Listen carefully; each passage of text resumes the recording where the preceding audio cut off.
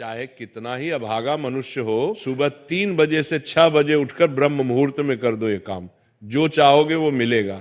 एक समय की बात है, माता पार्वती ने भगवान शिव से पूछा, स्वामी मैंने देखा है कि चाहे कितना ही अभागा मनुष्य हो, अगर वो सुबह के समय ब्रह्म मुहूर्त में उठता है तो बहुत सुखी रहता है, ऐसा क्यों है? मुझे ब्रह्म मुहूर्त का रहस्य बताइए। तब भगवान शिव ने कहा, हे देवी, मैं आपको इस प्रश्न का उत्तर एक कथा के माध्यम से बताऊंगा। कृपया आप इस कथा को ध्यान पूर्वक सुनना, और जो भी मनुष्य इस कथा को पूरा सुनेगा वह कभी भी इस अवसर को अपने हाथ से जाने नहीं देगा। ब्रह्म मुहूर्त का रहस्य जानकर पूरा जीवन बदल जाएगा। भगवान शिव कथा को सुनाना प्रारंभ करते हैं और माता पार्वती से कहते हैं, बहुत समय पहले की बात है, काशी में दीनू नाम का एक लड़का रहता था। वह लड़का बहुत ही अच्छा था, लेकिन एक गलत आदत थी, वो देर तक सोता रहता था। सुबह उसे जगाने के लिए घर वाले कई प्रयास करते थे, परंतु वह रोजाना सुबह देर तक उठता था। वह लड़का कभी भी 9 बजे से पहले नहीं उठता था। जब वो बालक था तब परिवार वालों ने सोचा कि जब ये बड़ा हो जाएगा तो इसकी आदत में सुधार हो जाएगी, परंतु वह लड़का जैसे जैसे बड़ा होता गया उसकी यह आदत और भी ज्यादा गहरी होती चली गई। दुनिया इधर से उधर हो सकती थी, लेकिन वह लड़का कभी भी जल्दी नहीं उठ पाता था। उसके पिता उसकी इस आदत से बहुत ज्यादा परेशान रहने लगा था। उस लड़के को ढेरों नकारात्मक शक्तियों ने घेर लिया था। वह सभी को पलटकर जवाब देता था और दिन भर उदास रहता था। इसका असर उसके स्वास्थ्य पर भी पड़ रहा था। जब उस लड़के को यह पता लगा कि उसके सारे मित्र सफलता को प्राप्त कर चुके हैं, तब वो और भी ज्यादा चिंतित हो गया और ईश्वर को कोसने लगा। वो बार बार यही कहता था कि मेरी किस्मत ही खराब है, परंतु उसके पिता अच्छी तरह से जानते थे कि उस लड़के के असफल होने के पीछे क्या कारण है। फिर एक दिन की बात है, उसके पिता को किसी सन्यासी के बारे में पता चला। उसने तुरंत अपने बेटे की समस्या को लेकर उस सन्यासी के पास जाने का निर्णय लिया। सन्यासी को बेटे की आदतों के बारे में बताया और सन्यासी ने कहा कि कल आप अपने बेटे को इस आश्रम में आने को कहिए। फिर उस लड़के का पिता अपने घर की ओर चला गया। उसे पता था कि अगर वो सीधे तरीके से अपने बेटे को सन्यासी से मिलने के लिए कहेगा तो वो कभी तैयार नहीं होगा। उसने अपने बेटे को अपने पास बुलाया और कहा, तुम्हारे सारे मित्र जीवन में सफलता प्राप्त कर चुके हैं, क्या तुम सफल नहीं होना चाहते हो? लड़के ने उत्तर दिया कि जरूर पिताजी, परंतु जब भी मैं अपने मित्रों से उनकी सफलता का रहस्य पूछता हूं तो वो मुझे कुछ नहीं बताते। फिर उसके पिता ने कहा कि मुझे ये रहस्य पता चल गया है कि वह सभी क्यों सफल होते जा रहे हैं। तब उस लड़के ने बड़ी उत्सुकता से पूछा, क्या पता चल गया है पिताजी, कृपया करके आप मुझे बताइए। उसके पिता ने कहा कि कल सुबह तुम्हें एक सन्यासी के आश्रम में जाकर उनसे मिलना है। यदि तुम वहां पर समय से पहुंच गए तो वह सन्यासी तुम्हें ऐसा मंत्र बताएंगे जिससे तुम सफल हो जाओगे। परंतु एक समस्या है। लड़के ने कहा कि पिताजी, मैं कल पूरी रात जागता रहूंगा और सुबह सन्यासी से मिलकर आऊंगा। उसके पिता ने कहा कि ठीक है, तुम वहां जाकर उस सन्यासी की आज्ञा को मानना। पिता की बात सुनकर वह लड़का बहुत अधिक खुश हुआ। जीवन में पहली बार रात्रि में वह जागता रहा, परंतु थोड़े ही समय में उसे नींद आ गई और वो सो गया। फिर अगली सुबह जब वह उठा तो उसे पता चला कि सन्यासी से मिलने का समय समाप्त हो चुका था। उसके पिता ने लड़के की तरफ देखा और कहा कि तुम जीवन में कभी सफल नहीं हो पाओगे, जाओ और जाकर सो जाओ। पिता की यह बात सुनकर उस लड़के को बहुत दुख हुआ। उसने मन ही मन स्वयं को चुनौती दी कि कल सुबह वह सन्यासी से मिलने अवश्य जाएगा। उसने अपने पैर में एक छोटा सा घाव बना लिया, जिससे दर्द के कारण उसे रात भर नींद नहीं आई। ये ऐसा पहला अवसर था जब उसने अपने जीवन में पहली बार सूर्योदय देखा था। वह तुरंत ही तैयार होकर सन्यासी से मिलने के लिए चला गया। आज उसका अनुभव कुछ अलग ही था। वह बेहद शांत महसूस कर रहा था।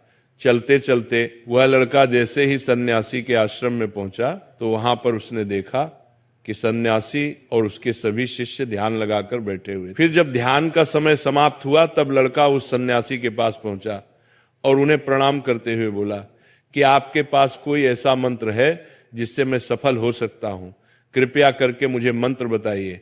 मैं भी अपने मित्रों के समान सफल होना चाहता हूं और अच्छा जीवन जीना चाहता हूं। फिर सन्यासी मुस्कुराए और बोले, अच्छा तो तुम वही बालक हो। तुम्हारे पिताजी मुझसे मिलने आए थे और उन्होंने तुम्हारे विषय में मुझे सब कुछ बता दिया था।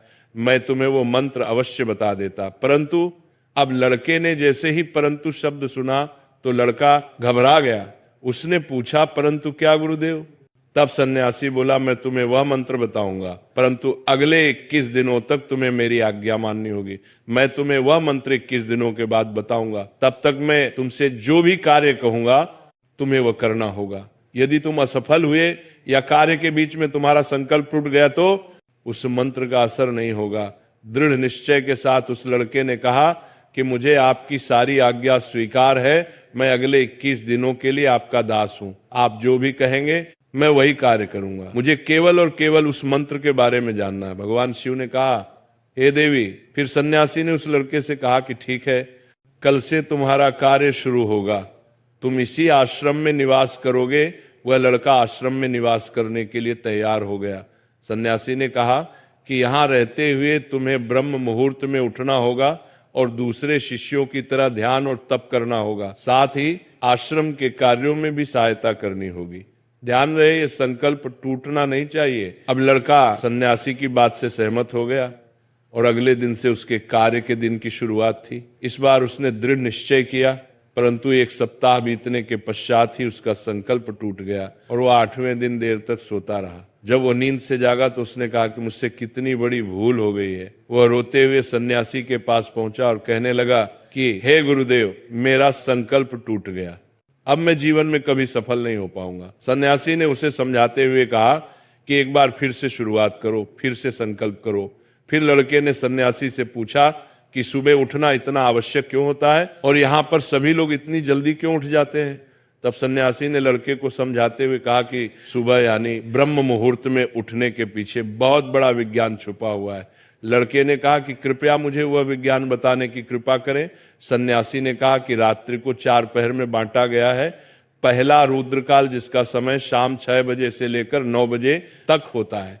दूसरा राक्षस काल, जिसका समय रात्रि 9 बजे से 12 बजे तक होता है। तीसरा गंधर्व काल, जिसका समय रात्रि 12 बजे से 3 तक होता है। और सबसे अंत में जो पहर आता है उसे मनोहर काल कहते हैं। इस समय को ब्रह्म मुहूर्त या अमृत बेला के नाम से भी जाना जाता है। इसका समय भोर 3 बजे से सुबह 6 बजे तक होता है।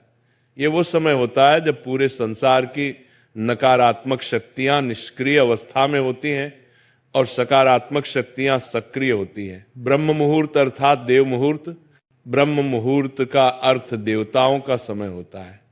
वो सन्यासी आगे कहता है, इस समय देवता धरती पर विचरण कर रहे होते हैं और जागृत मनुष्य पर उनका बड़ा ही सकारात्मक प्रभाव पड़ता है। ब्रह्म मुहूर्त ऐसा समय होता है जिसमें मनुष्य का मस्तिष्क बिल्कुल खाली होता है, जिसमें किसी प्रकार के कोई विचार नहीं होते हैं। और जब इस समय व्यक्ति अपनी पुस्तक खोलकर पाठ का अध्ययन करते हैं तो उन्हें सब कुछ जल्दी जल्दी याद भी होता है और ये लंबे समय तक याद रहता है। ये ऐसा समय है जिसमें हम ज्ञान को समझने का प्रयास करते हैं।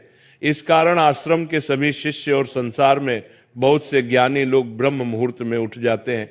प्राचीन काल में रोशनी का कोई स्रोत न होने के कारण लोग अपने दिन का समापन सूर्यास्त के साथ और आरंभ सूर्योदय के साथ करते थे।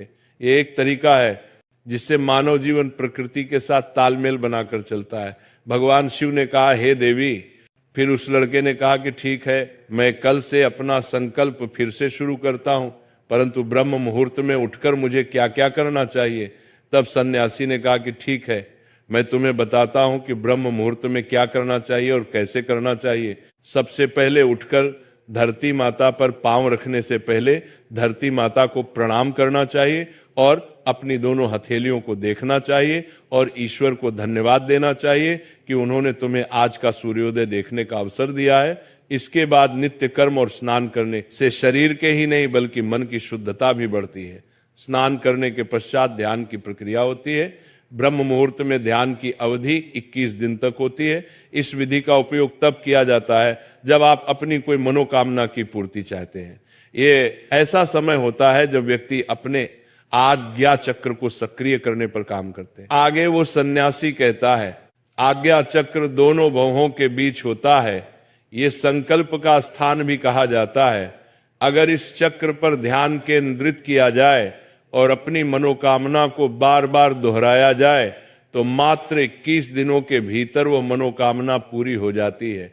अगर आपके मन में कोई अधूरी मनोकामना है और आप उसे पूरा करना चाहते हैं, तब उसे सबसे पहले उस मनोकामना का स्पष्टीकरण कर ले।